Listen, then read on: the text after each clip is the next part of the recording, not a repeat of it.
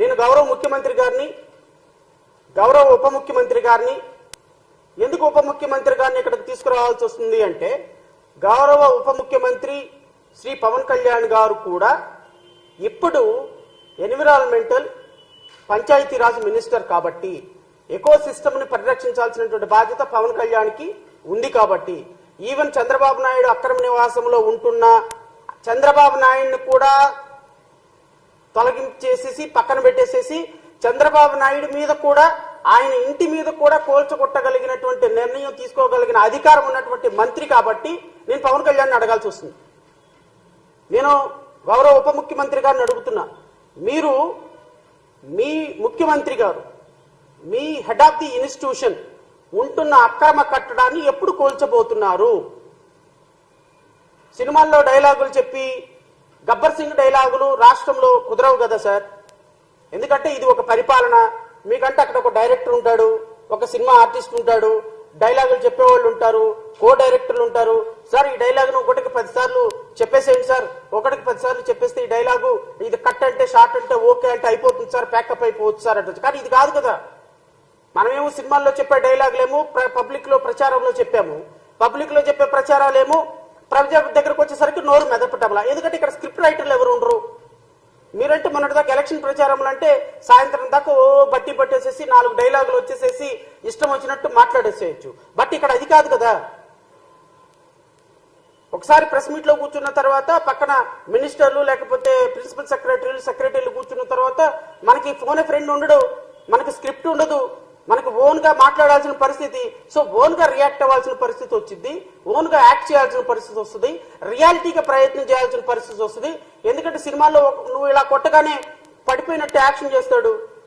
ఇక్కడ అలా కాదు కదా. యాక్షన్ చూపించాలి, నువ్వే కొట్టాలి, నువ్వే నిర్ణయం తీసుకోవాలి, నువ్వే పాట పాడాలి, నువ్వే డైలాగ్ చెప్పాలి, నువ్వే సాంగ్ పాడాలి తప్ప ఫోన్ ఫ్రెండ్ రాడు కదా ఇక్కడ. సో ప్రాక్సీ ఇచ్చి డిప్యూటీ చీఫ్ మినిస్టర్ ఉండడు కదా ఆంధ్రప్రదేశ్ రాష్ట్రంలో. సో డూబ్లు ఉండవు కదా ఆంధ్రప్రదేశ్ రాష్ట్ర ఉప ముఖ్యమంత్రికి.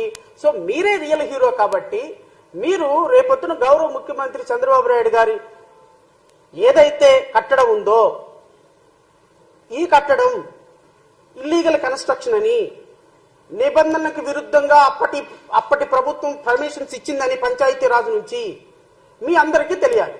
మీకు తెలియలేదో అధికారికంగా ఏమైనా డాక్యుమెంట్లు కావాలంటే నేను డాక్యుమెంట్లు ప్రొవైడ్ చేస్తా, అది అనధికారిక కట్టడం అని. దయచేసి దాని మీద నిర్ణయం తీసుకోండి. నిర్ణయం తీసుకోవటం కాదు, కోలుకొట్టడమే. ఇంకా దీంట్లో నిర్ణయాలు తీసుకోవటాలు ఏముండవు. ఎందుకు అంటే ఈ కట్టడాలు అనైతికమైనటువంటి కట్టడాలు అని గత ప్రభుత్వంలో మినిస్టర్ గా పనిచేసినటువంటి దేవినేని ఉమా గారు చెప్పినటువంటి వీడియో నేను ఇప్పుడు ప్రెస్ కి రిలీజ్ చేయబోతున్నాను. ఇది ఆల్రెడీ పాత వీడియో, పెద్దగా అందరికీ చూడాల్సిన అవసరమో చెప్పాల్సిన అవసరమే లేదు. కానీ ఇప్పుడు రిలీజ్ చేయడానికి కారణం ఏంటి అంటే, అధికారికంగా మీ ప్రభుత్వంలో ఒక ఇరిగేషన్ మినిస్టరే ఇది అనాధికారిక కట్టడము, ఈ కట్టడాన్ని కోల్చాలి అని చెప్పిన సందర్భంలో, వీళ్ళకి నోటీసులు ఇచ్చామని చెప్పిన సందర్భంలో, లింగమనేని గెస్ట్ హౌస్ కి నోటీసులు ఇచ్చామని చెప్పిన సందర్భంలో, ఈ నోటీసులు ఒక్కసారి ప్రభుత్వం ఇచ్చిన తర్వాత దాన్ని ఉపసంహరించుకునే అవకాశం లేదు. ఖచ్చితంగా ఈ కన్స్ట్రక్షన్స్ ని కూలగొట్టాల్సిన మార్గము. తెలంగాణలో ముఖ్యమంత్రి రేవంత్ రెడ్డి తీసుకున్నటువంటి నిర్ణయాన్ని, అక్కడ తీసుకున్నటువంటి ఎకో సిస్టమ్ను, చెరువులను, కుంటలను, కాలువలను రక్షించడానికి ఒక ముఖ్యమంత్రి తీసుకున్నటువంటి సాహసోపేతమైన నిర్ణయం, మీ శిష్యుడు తీసుకున్నటువంటి సాహసోపేతమైన నిర్ణయం గురువు గారిగా మీరు ఎందుకు తీసుకోలేకపోతున్నారు సార్? నాకు అర్థం కావటంలా. ముఖ్యమంత్రి చంద్రబాబు నాయుడు గారు మీ శిష్యుడు మీకంటే అద్భుతమైనటువంటి సాహసోపేతమైన నిర్ణయాన్ని తీసుకొని వరుస పెట్టి ఇంజనీరింగ్ కాలేజీలు, యూనివర్సిటీస్లు, కన్వెన్షన్ హాల్స్ ఇంకోటి కూలగొట్టుకుంటూ వెళ్తుంటే మీరు మాత్రం ఇంకా అనాధికారికంగా అక్రమ కట్టడంలో నివసించి ఆహా ఓహో నేను అద్భుతమైనటువంటి అమరావతిని సృష్టిస్తా లేదా అద్భుతమైనటువంటి పరిపాలన చేస్తానని చెప్పటం ఎంతవరకు సమంజసమని జేబీఎంరావు భారత్ పార్టీ మిమ్మల్ని ప్రశ్నిస్తుంది. దీనికి నాకు సమాధానం చెప్పకపోయినా రాష్ట్ర ప్రజలకు సమాధానం చెప్పాలి. లేదా మీ తనయుడు ఈ రాష్ట్రానికి మరొక అనాధికారిక ముఖ్యమంత్రి, ఐటీ మినిస్టర్, ఎడ్యుకేషన్ మినిస్టర్ కూడా ఆయనే అనుకుంటా ఇట్ సీమ్స్, అనాధికారికంగా డిప్యూటీ చీఫ్ మినిస్టర్ గా యాక్ట్ చేస్తున్నటువంటి మంత్రి గారు, వీరు కూడా అదే నివాసంలో అక్రమంగా నివసిస్తున్నటువంటి మరొక సక్రమం అని చెప్పుకునేటువంటి మంత్రి. మీరు మంత్రులుగా, ముఖ్యమంత్రులుగా ప్రజల యొక్క జీవన ప్రమాణాలకి మీరు ఒక రోల్ మోడల్ గా ఉండాల్సిన సందర్భం. ఒక ముఖ్యమంత్రి గారే అక్రమ కట్టడంలో ఉంటున్నారు, ఒక మంత్రి గారే ఎడ్యుకేషన్ మినిస్టర్ పిల్లలకి అబద్ధాలు ఆడకూడదు, సత్యమునే పలకవలని చెప్పాల్సిన ఒక వ్యవస్థకి ఒక మంత్రిగా ఉన్నటువంటి నారా లోకేష్ అక్రమ కట్టడంలో నివసిస్తూ ఇది సక్రమ కట్టడమే, దీనికి అన్ని పర్మిషన్స్ ఉన్నాయంటే ఎలా ప్రజాస్వామ్యం అవుతుంది సార్? ఇది how we can call it as a democracy? మీరు అధికారంలో ఉన్నారు కాబట్టి మీరు రోల్ మోడల్ గా ఉండాలి. నేను Pawan Kalyan deputy chief minister గారిని కూడా అడుగుతున్నా, మీరు ₹1 జీతం తీసుకుపోతే నాయన ముందు ఆ 2 లక్షల జీతం ఏదో మీరు తీసుకొని చేయాల్సిన పనులు చేయండి. మీరు ఆ 2 లక్షల రూపాయలు జీతం తీసుకోకుండా మీరు ఇక్కడ 2,000 కోట్ల మంది 2,000 కోట్ల రూపాయల ప్రాపర్టీస్ అనధికారికంగా ప్రజలు వాడుకునేదానికి అవకాశం కల్పిస్తున్నారు.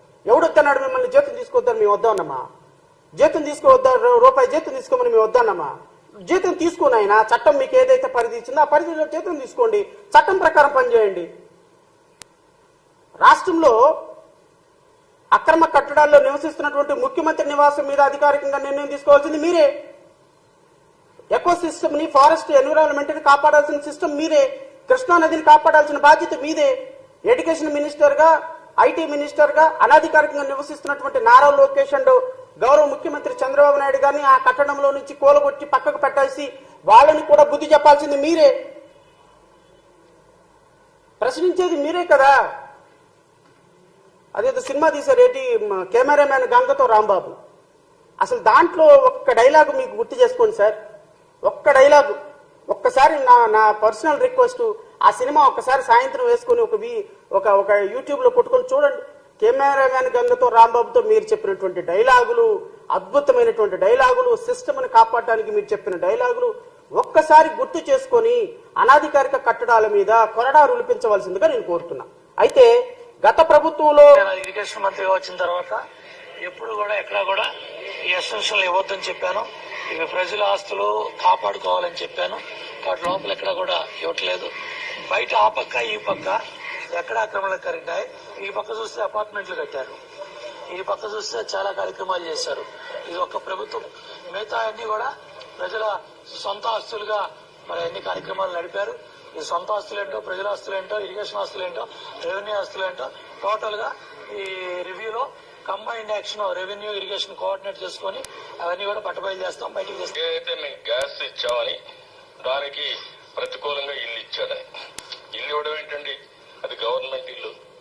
నేను ఆ మాట చెప్పాను. నేను అక్కడ ఉన్నానంటే గవర్నమెంట్ ఇల్లు కాబట్టి ఉన్నా. నేను ఫస్ట్ డేనే చెప్పాను, this property belongs to government. Either నువ్వు ఇచ్చినా నువ్వు ఇవ్వకపోయినా ల్యాండ్ అక్విజిషన్ తీసుకుంటా. ఇస్తే ల్యాండ్ పోలింగ్, లేకపోతే ల్యాండ్ అక్విజిషన్. టెంపరీగా నేను ఉండాలి కాబట్టి కార్యక్రమాలు స్టార్ట్ చేయాలి కాబట్టి ఐఎమ్ స్టేయింగ్ దేర్. రేపు ఈ ఏరియా మొత్తం కట్టక అవతల ఉండే ల్యాండ్ అంతా అన్ని కన్స్ట్రక్షన్స్ పోయి టూరిజం మిగతా వస్తాయి.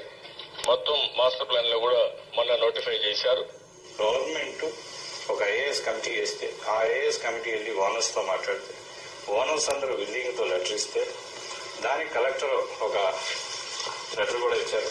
ఆ కలెక్టర్ ఆ లెటర్ లో 2 బెడ్రూమ్ 9,000 రూపాయలు, 2.5 బెడ్రూమ్ 10,000 రూపాయలు, 3 బెడ్రూమ్ 12,000 రూపాయలు, దాన్ని ఒకటి 1000 అడుగులు, 1,400 అడుగులు, 1,250 అడుగులు, 1,250 square feet, 1,450 square feet, 1,750 square feet కి ఇచ్చిన అపార్ట్మెంట్ రేటు మాక్సిమం 12,000 రూపాయలు. చాలా మంచిది. అటువంటి టౌన్షిప్ కట్టినందుకు మేము ఆనందపడుతున్నాం. ఆ రూపాయి ఏది మాకు రాదు, గవర్నమెంట్ కి ఆల్రెడీ ఇచ్చేసాం. గవర్నమెంట్ కి మేము చెప్పింది ఏంటంటే మీదే గవర్నమెంట్ కూలింగ్ లో తీసుకోండి, నాకు దానికి సంబంధమే లేదు. నేను నా గవర్నమెంట్ కూలింగ్ లో తీసుకుంటే అన్ని బిల్డింగ్లు తీసుకుంటా అన్నారు. ఉండవల్లి ఈయన చెప్పేది ఉమా గారు ఒక మాట చెప్తారు, ముఖ్యమంత్రి గారు ఒక మాట చెప్తారు, లింగమనేని ఒక మాట చెప్తారు. అది నేను ఇప్పటికీ రెంట్ కడుతున్నాను, దానికి నేను అధికారికంగా ఉంటున్నాను తప్ప దాంట్లో నేను ఏ విధంగా నాకు గవర్నమెంట్ కి సంబంధం లేదు అని మొన్న చంద్రబాబు నాయుడు గారు మాట అన్నారు.